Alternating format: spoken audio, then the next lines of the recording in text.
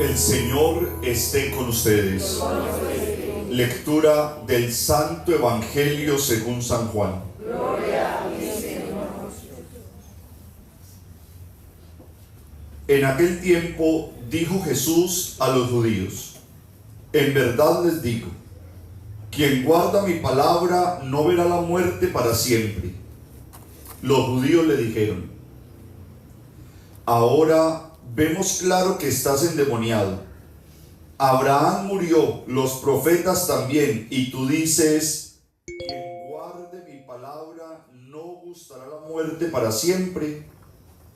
¿Eres tú más que nuestro padre Abraham, que murió? También los profetas murieron. ¿Por quién te tienes? Jesús contestó: si yo me glorificara a mí mismo, mi gloria no valdría nada. El que me glorifica es mi Padre, de quien ustedes dicen es nuestro Dios, aunque no lo conocen. Yo sí lo conozco, y si dijera no lo conozco, sería como ustedes, un embustero.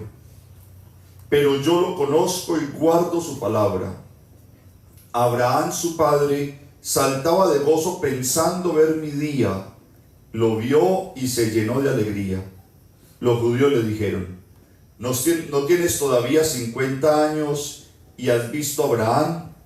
Jesús les dijo: en verdad les digo, antes de que Abraham existiera, yo soy. Entonces cogieron piedras para tirárselas, pero Jesús se escondió y salió del templo. Palabra del Señor. Gloria a ti, Señor Jesús.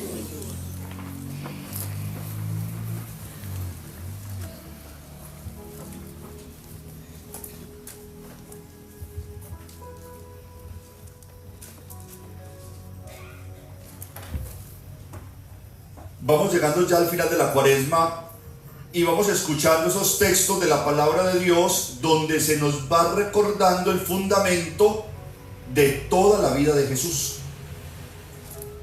Y empezamos por el libro del Génesis con el llamado que hace Dios a Abraham. Yo no sé si ustedes notaron algo particular, y es que Dios le cambia el nombre a Abraham, y eso pasa muchas veces.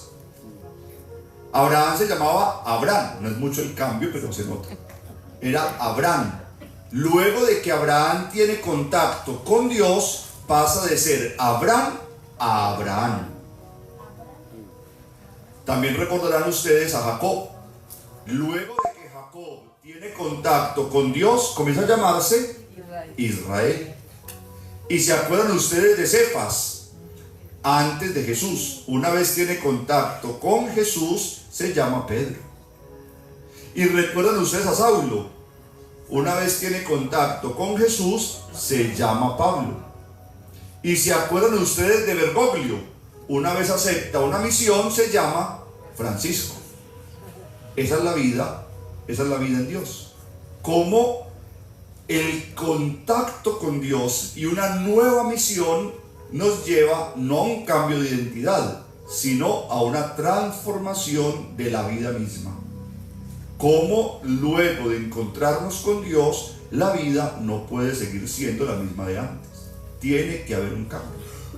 Y no sé si de pronto alguno de aquí supo o se enteró que a las religiosas también, una vez entraban a los conventos, ya allí, al hacer la profesión de fe, les cambiaban también el nombre.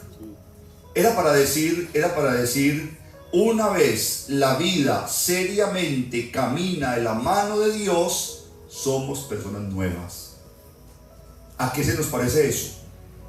Al día del bautizo. Miren que al niño se le da el nombre el día del bautizo. A partir de ese día, ese niño con ese nombre empieza a ser hijo de Dios. Hijo de Dios. Padre, si ya en el bautizo se le daba el nombre, ¿por qué se le cambiaba después? Porque todos necesitamos en la vida un nuevo encuentro con Dios.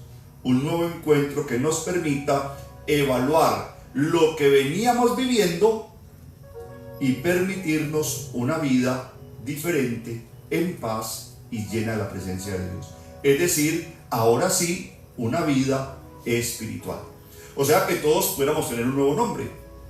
Mire que hay personas que le dicen a uno: Padre, yo tuve un encuentro con Dios y a partir de este día mi vida es diferente.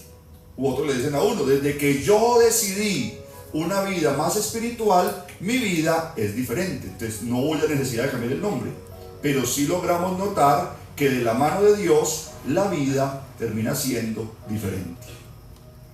Eso mismo le pasó a Abraham. Abraham era un hombre como cualquiera, pero mire cómo Dios lo bendice, pero a la vez mire cómo se le complica. Abraham era un señor ya mayor, un anciano. Su esposa estéril. Siempre había sido un hombre religioso y le había pedido a Dios con todas las fuerzas de su alma que le diera un hijo, para que así su nombre se pudiera perpetuar a lo largo de otras generaciones. Abraham ya cumplía con una característica muy importante para un buen judío, para que un judío se sintiera bendecido por Dios. Era un hombre rico. Por eso difícilmente encontramos un judío pobre, porque en la mentalidad del judío la riqueza es una bendición de Dios. Ya Abraham era un hombre rico, tenía mucho ganado, era el signo de la riqueza. Pero le faltaban dos cosas: un hijo varón, y que ese hijo varón le diera gran descendencia. Su esposa era estéril. Y entonces noten ustedes cómo en la primera lectura Dios sale al encuentro de Abraham y lo llama por su nombre. Hay un primer dato de un momento que vamos a vivir enseguida cuando expongamos el Santísimo. Cómo Dios va a llamar a otros por su nombre para encargarles una misión. Hoy llama a Abraham y entonces le dice: Abraham, ¿cuántas estrellas hay en el firmamento? Le estoy ampliando el texto. Y Abraham le dice: Señor, son incontables, son muchísimas. ¿Y cuántas arenas hay en la playa? Señor, tampoco se pueden contar. Es imposible. Así será tu descendencia. ¿Usted imagina el lío en la cabeza de Abraham? Yo tan viejo, mi esposa estéril, sin hijos. Este es un charlatán. Pero Dios volvió y se le aparecía: Abraham, sal de tu tienda, sal de tu zona de confort, hagamos un pacto, vamos a hacer un pacto.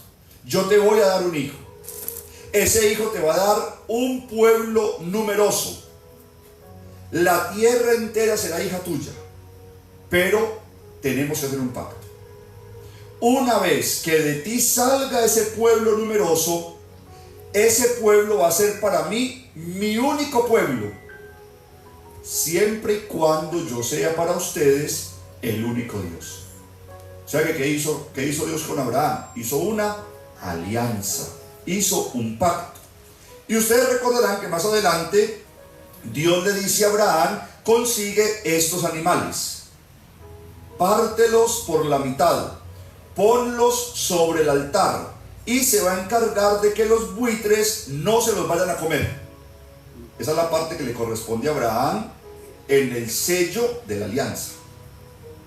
Pero llega un momento en el que Abraham está cuidando los animales y cae sobre él un profundo sueño, y entonces Abraham se queda dormido, y en ese momento pasa Dios en forma de fuego asando la carne.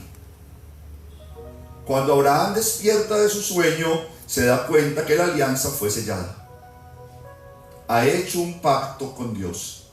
Dios no hizo un pacto con un hombre, hizo un pacto con Abraham. Dios no hace un pacto con las familias, Dios hace un pacto con su familia, con su familia, con su familia. Dios no ama a todas las mujeres, Dios ama a Marta, a Andrea, a Rosa, a fulanita de tal, a esta, a aquella y a la otra. Dios no ama poderosamente a todos los hombres del mundo. Dios ama a Esteban, a Camilo, a Andrés, a Marcos, a todos. ¿Qué les queriendo decir con esto? Para Dios no somos un número. Para Dios no somos un género. Para Dios somos el nombre de cada uno. A todos nos conoce de principio a fin, pues a cada uno nos creó. Y con cada uno ha hecho Dios un pacto. Que no lo hayamos descubierto es otra cosa. Pero en el pacto que Dios ha hecho con cada uno de nosotros, nos podemos dar cuenta que no nos ha fallado. En ese pacto de amarnos poderosamente, ahí lo hemos tenido. A veces no lo sentimos, a veces creemos que nos ha abandonado, a veces lo sentimos lejos, pero no es porque se nos haya ido. A veces la situación es tan compleja que nos cuesta sentirlo ahí, pero está ahí. ¿Cuál es nuestra parte del pacto? Amarlo de una manera, en el otro. Esa es nuestra parte del pacto. Amarlo a través del prójimo. Amarás al Señor tu Dios con todas tus fuerzas, tu alma y tu ser. ¿Cómo? Amando al prójimo como a ti mismo. Entonces mire que tenemos un pacto con Dios.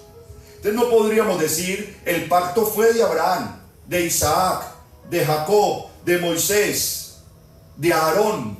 No, el pacto es un pacto con cada uno de nosotros.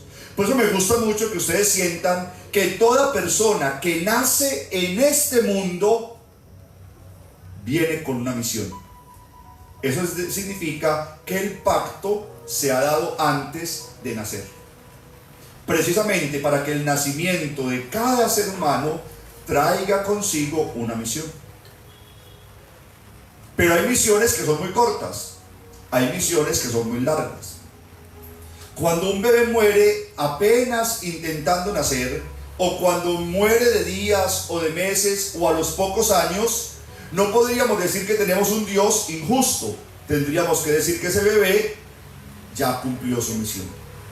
Tendríamos que lograr identificar cuál es la misión de ese bebé que llegó a este mundo. Pero hubo un pacto de amor con Dios. ¿Cuál era el pacto? Yo te doy la vida y tú con esa vida cumples tú esta misión, tú esta misión, tú esta misión, y así sucesivamente. Por eso muchas veces se nos desgasta la vida entera logrando identificar cuál es el sentido de la vida. Que pudiéramos decir, es lo mismo que pensar cuál es la misión de mi vida. Pero esa misión de la vida se logra identificar solo a la luz de la vida espiritual, a la luz de Dios.